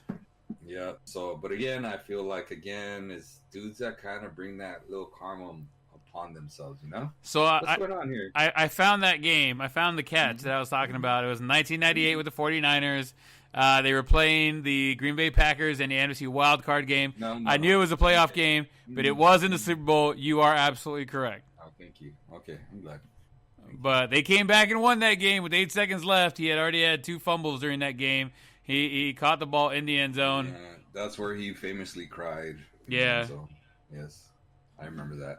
I do not deny that. I said he did not play in a Super Bowl with Steve Young. Okay. Bro, I already said you're right and I was wrong. What more do you want from me? No, but so moving on. All right, undefeated no more. Of all the teams to beat the Steelers, it was the Washington. Oh, let me go back real quick. Yes, first place in the NFC East, Washington football no-name anonymous team. I just call them the Washington team. The Washington team. They're from Washington, D.C. Yeah. They have one of the best comeback stories of the year with Alex Smith. I don't think anybody's not happy for him. You're absolutely correct. You wrote that down, and I am with you 100%. I don't think anybody's upset with him doing what he's doing right now. Even Cowboy fans, right? They got to respect what he's doing, right? Absolutely. They have to. The man almost lost his leg. He almost lost his life because he had an infection, bro. Jeez, like, it's crazy, man. Crazy. Now there's something going around on Twitter right now and around the scene. They're trying to rename the award for Alex Smith. Am I reading that right? That's just a rumor that, like, hey, they should just rename it because he's obviously gonna win Comeback Player of the Year. Dude, he's got his team in first place. Granted, it's the NFL least division. I get it. But they're in first place. You know what I'm saying? And so if people want to question it, let me tell you, Brent, let me just tell you. Mm-hmm. If they want to question Alex Smith, he beat the Steelers without their star running back, bro. That star running back, Antonio Gibson, I believe, or was his name? Yeah, Antonio Gibson. Antonio or Josh? Antonio Gibson. That dude, to me, is turning into a little star. Like, he's going to be a legit running back. Is he going to be top 3? No, but is he going to be top 10? Yes. Where in the top 10? Who knows, right? Yeah. I think he's going to be flirting right around that 5 spot, personally. But he's a legit running back. And that dude, like, ran the ball one time and got a case of turf toe, like, right away in that game. And then that was it. Then it became, good old Alex Smith, manage the game and find a way to win it at the end, right? Yeah. And that's what he did, dude. And how do you got to tip your cap to that. Steelers, we talked about this before. Man, they've been catching a lot of breaks winning these games, and they just did not seem to catch the breaks this time. Even though, technically they did catch a break. I guess they just didn't capitalize. Gibson going out was a big break for them, Yeah. and it just didn't work out in their favor.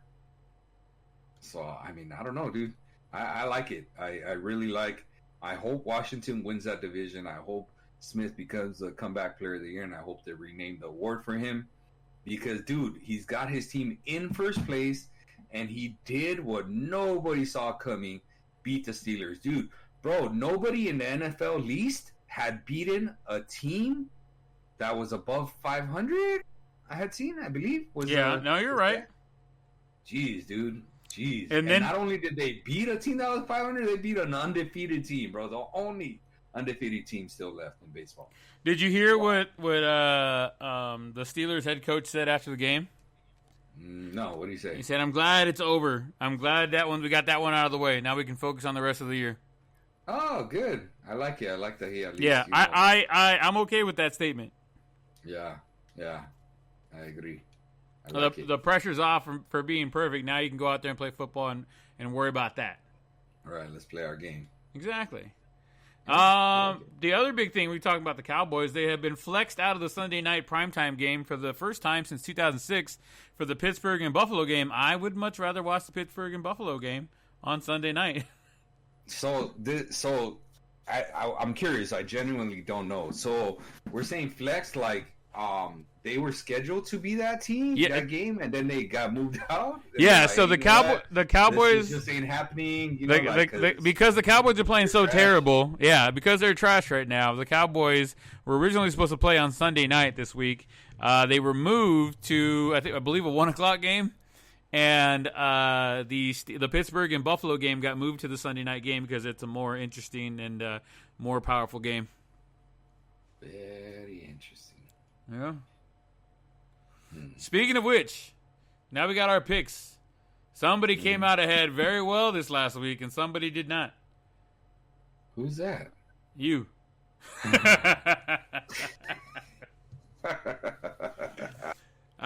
We had to pick a couple. We had to pick a couple opposites, and it turns out you won. By the way, guys, did you see that post? You sent it to me, man. I know you saw it, but there's a guy had a $2 parlay on a 9-team spread and won like $24,000. If anybody goes out there and uses our picks and gets some big ass money, let us know. That way we can just be like, hey, congratulations. Right? I don't think they'll be using your picks. Hey, 7 times I beat you, okay? You have me 8 times. Sure. Just for the week. But overall, the whole count, like today, like this week, I beat you by 2, not by 1, but by 2. Taking overall the weeks here, I beat you 7 times. You got me 8 right now. Yes, like I said, weeks, which means realistically, I probably won, 5, 6 more than you, at least? Bro, we're the season standings per week, we're at 7 and 8. So can someone jump on the mic and explain to this guy overall picks? Like literally, we picked 100 games, and I've probably gotten 6 more correct. Okay, I'll give you that. Than you? I don't know. And I'm just throwing a number because obviously you've won 7, right? Yeah. So my number can be ridiculously much higher than you. I would say 5, but I would put it at 8. But I mean, no, I would say 6. I'm thinking 6. Yeah, I don't know, because it's 1 for sure there, and then like today was a 3, so that's 3. Yeah, maybe around a 6. Today was a 2, but it's fine. 5 would be an over/under, right? Like I think 5 to me would be. We're not. Hey! My dad said we're not allowed to do the over/unders anymore, right? Oh, okay. So yeah, all right, but I would put it over. The other big shocker of the weekend was the New York Giants beating Seattle at home. Yeah, for sure. Well, that was a wild one. The New York Giants are kind of keep track with the Washington no-namers. Nobody saw that one coming, for sure. Nobody saw that happening. All right, man, let's get into this week's picks. You're leading right now for the season 8-7. Hey, you didn't say what was the differences in our week, though. Let's go through here real quick. I mean, not the whole thing because we had everything right, but just the ones where they ended up winning between us. You picked Detroit over Chicago. I stuck with Chicago. You guys won that one, and you called me and said, see? What are you talking about? I was sitting next to you. I didn't call you. Oh, that's right. You did come over that day, and then we were talking about that. Yep. And then it was also that was Detroit. We were talking about the Rams in Arizona. You kept looking at me going, see? I told you he wasn't ready. It was close. It was close. Yeah, close enough that I won. Cabrón! And those are the only two that we had differed on, and you prevailed because of that, sir. Yep. My Rams. Thank you very much. Your Rams. I can't believe you're going to be a Rams. Into my Rams. They're turning into my Rams. What can I say? Have I not said they're turning into it? Like, I'm still not wholeheartedly there. I'm struggling. I'm adjusting. Yeah, they're turning into my Rams. I'm with you there. You have been saying it. You don't technically have a team, so we'll allow it. Mm-hmm. Now, we got the New England Patriots and the LA Rams just played on Thursday. They played yesterday, and the Rams wholeheartedly beat the New England Patriots here. That's right. And here's my thing with that. I don't remember picking that game, but okay. I honestly don't remember picking the game, but I'm gonna give it to you because you're an honest man and I love you. Okay. All right. Who do you got? And now for the first time, I'm gonna let you do your picks first, and then I will pick second. How about we alternate? Like I take one this game. Okay. You get the next game up right now. Who you got? Minnesota, Tampa Bay at Tampa Bay. But Tampa Bay, I think they're gonna finally rebound. They're gonna figure things out. Okay, I'm going to go with Minnesota. I think they have things figured out. It's going to be our first separation there, but I'm going Minnesota on this one. Well, good thing I'm up one. Arizona and the New York Giants. Now, this one's on me. Man. The way the Giants came out and beat the Seattle Seahawks. Right. Upset of the week. It's a little harder than you would think, huh? Very much so, but I'm gonna stick with Arizona on this one. Yeah, same. I mean, I don't know why it scares me, but I'm definitely sticking with Arizona for sure. It's one of those, if the Giants win and the clouds are looking to the left and then the coin flip and then Arizona wins. We got the... think it happened now. I honestly think Seattle's better than Arizona. Oh, absolutely. But I think Arizona comes out and wins this game. Yeah. They got to. I think they get it. Double digits?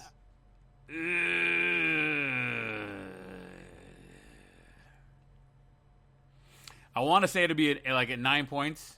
Arizona wins by 9. Okay. I don't think they get into double digits. No. Over under 10? Under.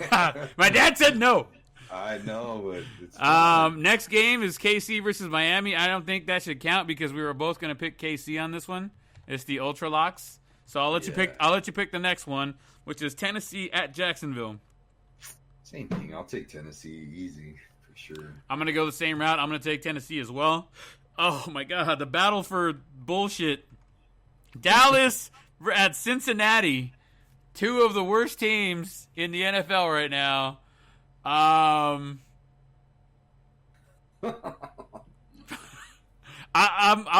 gonna take Dallas on this one, man. Oh my God. I can't believe I'm saying that. I got to take Dallas. Just because they don't have their quarterback, man. I'm with you there. Oh man, I got to go with Dallas on that one. I feel dirty saying it, so I'm not gonna lie. I feel dirty, and I'm a fan, bro. I know. Houston at Chicago. What are you thinking? I mean, I've told you, I have not been a Chicago believer, man. Mm-hmm. I have not. And now that they got good old Trubisky back there freaking giving the ball away, I think Houston seems frustrated, and Watson came out and said he's tired of losing and blah, blah, blah, and he's upset. So I think Houston comes out and wins it, man. I just don't believe in Chicago. I know they got off to a hot start. I just don't believe in them. I'm okay with that. I'm going to go Chicago on that one as well. I mean, Houston. Sorry, Houston. Wait a second. You heard it here. Houston. Denver at Carolina. If Carolina gets CMC back, you got to go with Carolina. But he's not going to be there, and it's hard to go with Denver on this one. It's a coin flip on this one for me. I am going to go, since they're playing in Carolina, I'm going to go with Carolina. Man, that's a good pick.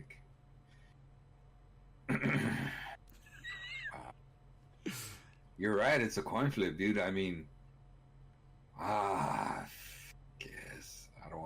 Yeah, Carolina. All right. I wouldn't put money on that game. Let me tell you. There you go. That's one you would say don't parlay that one. Yeah. We got the Jets at Seattle. Who you got? Seattle for sure, man. I'm going to roll that same way. I don't think that one's going to be interesting. The next game, though, is going to be an interesting one. Indianapolis versus Las Vegas. Las Vegas has shown signs of greatness, and then they show signs of just being lucky. They got lucky this last game against the Jets, of all people. I'm going to go with Indianapolis on this one. I get to pick this one first. Yeah, I'll take with Indy, too, for sure. After last week, what they did against... freaking the Jets, man. Yeah, that for sure. Indy. I don't even know if Indy won last week. I don't even remember, to be honest. But still, just the way Vegas won, I'm just like, oh. And Jacobs is not supposed to play this week, or might not play. And if he does, he's iffy. Mm-hmm. Yeah, for sure. All right, we got Washington, San Francisco. You're up. Oh God, this is a tough. This was one of my tough ones too of the week. I was really thinking about this. Oh man, I feel like San Francisco's getting healthy, dude, and they're looking good on offense. Mm-hmm. They're just hurt on defense, and Washington is pretty solid defensively, man. But Gibson missing is scaring me because that dude's not going to be back, and turf toe injury takes like a couple weeks. Yeah, they're in San Francisco. It's like, oh, jeez, Louise. I don't know. I'm just gonna say. I'm going to go San Francisco. All right, it's one we're going to differ. I'm going to go Washington on this one. I think Alex Smith is finding his groove. I think he leads them to a win right there. Okay, I don't see nothing wrong with that. I'm okay with that. All right, we got Philadelphia and New Orleans. I'm going to go with New Orleans on this one. Yeah, tough call, huh? Atlanta and the LA Chargers. Who you got? Oh, this is an ugly one. This is two teams that like to blow leads. Yeah, so I think this game's gonna be like a shootout. I think this game is gonna be like at least a 60-pointer game. You know what I'm saying? Like wow. 60 combined. Well, I'm gonna go Chargers. Right on. I am actually gonna go Chargers as well, just because Julio Jones will not be playing, and I think that's their big deep ball threat. I didn't think you knew that. So that's what I want to tell you. I want to make sure you locked in your pick first before I said it. Damn it. We got Green Bay and Detroit. Of course, I'm going with Green Bay. Who you got? Green Bay for sure. They're the better team. All right, we got Pittsburgh and Buffalo. Here's a big one.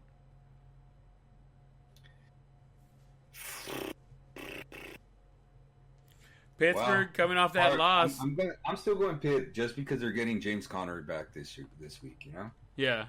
And like he said, all right, that's done. We lost. Blah blah blah. You know. It's close though. I think it's gonna be a close game. I think it is definitely like worthy of prime time for sure. Absolutely. I'm the same way with you right now. I feel that Pittsburgh going to come back after that loss, and they're going to come back with a purpose. But Buffalo's dangerous, man. Buffalo's really dangerous. I know my boy Von Tice, so nice. You got to say it twice. He's a big Buffalo fan. He'd tell me right now, hey, man, they lost to Washington. They're going to lose to Buffalo as well. But I think, honestly, they're going to come back with some authority, and Big Ben's going to come out slinging it, and Connor's coming back. I'm going to go with Pittsburgh as well, man. I like it. Ain't got nothing wrong with that. All right, next up, we got Baltimore versus Cleveland. Now, here we go. I get the last pick of this one. Mm-hmm. I'm going to go against the grain on this one. I'm going to take Cleveland. I like it. I like what they looked like this last week, so I'm going with Cleveland. They're going to ride the hot hand. I think this probably has to be the biggest week where me and you differ. One, I really need Lamar Jackson to have a good week because I got him in 2 fantasy playoff matches this week, so I need him. I need you, big dog, if you're listening, or somebody knows him, like a distant cousin or something. I need you. So I'm going to take Baltimore. And I think you're right, Brandon. I think it's a toss-up. It's another, Washington versus San Francisco kind of game where, like, dude, I don't have any. I could see the Cleveland pick. Like, I like it. You know what I'm saying? I like it on your behalf. Yeah. But I only got Kareem Hunt in one league. I got Jackson as my main dude in 2 leagues. You know, like, I want positive vibes going his way. I think they are the slightly better team. They are both still in playoff contention, right? Yeah. So they both need it, the win. I think this is going to be like a game where like the last team to have the ball is going to win, you know? Yeah. So, I don't know. All right, man. That's going to get us the wins. Guys, if you guys put some bets in, let us know. How'd they work out for you? Did you parlay 4 or 5 teams, picking up some money, or what's going on? I think if we shore up a few more of these picks, so we pick, because we've had a couple weeks where we basically pick the same teams minus like 1. I think those are the times where we definitely should be putting down money and stuff, and you know, who knows, maybe get some wins. We're not condoning gambling. If you guys want to, that's on your own dollar, but you know, it is what it is at this point. Take them or leave them. These are our picks. All right, Artie, anything else before we get out of here? Nah, man. Everything was good and gravy. Should be another fun week. How many playoffs did you make in your fantasy footballs? 3. 4. Sorry, 4 playoffs. Out of 6. 6. Okay, not bad. Yeah, not bad. I'm excited. They start this week for me, so I'm pretty excited. I got my teams already locked in, ready to rock and roll. Just hoping that they do what they're supposed to do. Yep. I went 6 for 6, by the way, and my last team to get in the playoffs eliminated Brent from the playoffs. Why do we gotta bring shit up like that for? Nobody wants to know that. Nobody cares. Because it was fun. Yeah, it was. It was a good ride. Hey, everybody said I had no chance, and I was right there, man. I was right there. What everybody said about me, too. I didn't have no chance. I was in dead last. All it takes is a couple good weeks. Yep. 3 straight weeks with a lot of scoring points. Let me tell you. All right, man. Let's hear that patented Artie send-off. All right, mi gente. Be safe out there. Make sure to wash our hands and wear those masks. Keep that social distance because it feels like the walls are closing in. COVID is all around us, and be careful out there. Absolutely, guys. You guys have a great night. Artie, I love you. You guys make sure that you guys are following us on social media. Don't forget to follow us on Twitter, on Instagram. Go to our website, drop us a line, say what's up. Don't forget, next week we will be live and in person. Well, not in person, but we'll be live so you guys can talk to us while we're going through the show. So can't wait to see you guys next week. We love you guys very much. Stay safe, and make sure you guys are washing your hands and taking care of yourselves. Good night, everybody.